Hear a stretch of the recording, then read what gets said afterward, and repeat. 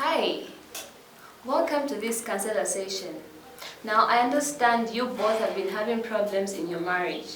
And the last time we spoke on phone, you two are considering divorce. Why don't we speak about it before we get to that extent? Shall we? Counselor, my wife and I have been married for quite a good time. We've been married for 15 years, and we have 3 kids together. We have properties to our names, all thanks to our hard work, determination, and sacrifice for long, long hours. We married as a young couple, and by then, each glance of each other was like rainbow. The way it created different colors of emotions in our hearts, and when our skins touched, it was like finding a pot of gold. Each time we shared was treasure. Time stood still when we locked eyes and fantasized about growing old and having our granddaughters and grandsons, and our soul ties would exist even after our time on this earth. Please just cut through the chase. The counselor asked you about our problems, but it seems like you don't have the guts to talk. So let me man up on your behalf, because this past years, you have failed to be a man. I called you numerous times for you to attend to my emotional needs, but all my calls went straight to your voicemails. We would be in the same house, same room, and even on the same bed, but you would still play a deaf ear to my request of a listening ear.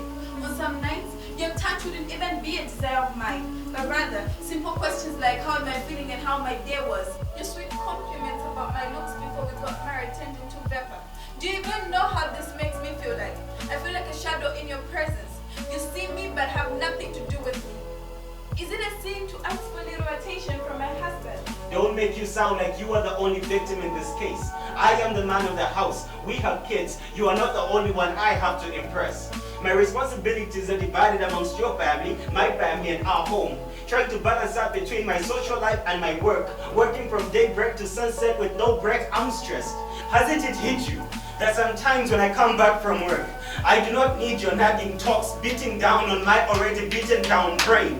After 15 years of marriage, you should have the ability to understand my moods. This 15 years of marriage was supposed to be a solidifying stage for us. We were supposed to be best friends, knowing each other like the backs of our hands. But how could that be done when you're emotionally and mentally absent? Don't get me wrong, I appreciate your hard work, putting a roof over our head, food on our table, and clothes on our backs. But I will not clap for you 100% because that is your manly duty as a father and as the head of the house. But what about your duty as my husband? I'm certain that you did not even care to check why I smiled these recent nights while replying to messages on my phone. Oh, I know. I know that you're cheating. I did not say that. Then what does it mean? Hey, calm down. We're not here to fight. We're here to talk. Shall we continue? Counselor, this is what I have to go through every single day of my life. This woman has lost all respect for me in every single way. I know that she's been talking to men on her phone, but when I ask her about it, or my still when I want to see, she says I am the one who's too possessive. You just don't trust me. How can I trust you when you are too secretive? You have put passcodes on your phone and your laptop, and worse still, you sleep with your purse under your blanket. And I saw you go out last weekend without your ring on. Don't you think that raises red flags? My time as a woman is not yet done. Yes, I'm a mother, but my body still aches for a man's embrace. Be honest, when was the last time that you made me feel young on a matrimonial bed? You always give excuses. If you're not tired from work, then you have to wake up early for a meeting. I admit, I almost cheated on you. But because of the vows and our kids, my conscience just could not allow me to pull through. I still love you, but I just don't think this marriage will stand anymore. My work is a handful. My responsibilities are demanding. Time is what I don't have. If you as my wife do not appreciate the efforts that I give, then it's better you let me continue struggling for my kids. Maybe they will see me as their inspiration. I still love you too, but I don't think this marriage will stand any longer. I believe these words you both have uttered are directly from your hearts. And from them, I've noted a few things that I want us to talk about. I noticed the lack of communication between you two has severed the connection you had in the beginning. You have allowed the busyness of both your lives clog the smooth flow of understanding. You both share one marriage, but living as two different people. This creates a separation in emotions. Saying I love you alone is not enough. Love in practice touches the hearts. Small acts and sentiments towards your partner goes a long way. You don't have to choose who should go first. It's both your job. Love is a quest to achieving infinite happiness. Trust. One of the most important fuels that runs a marriage.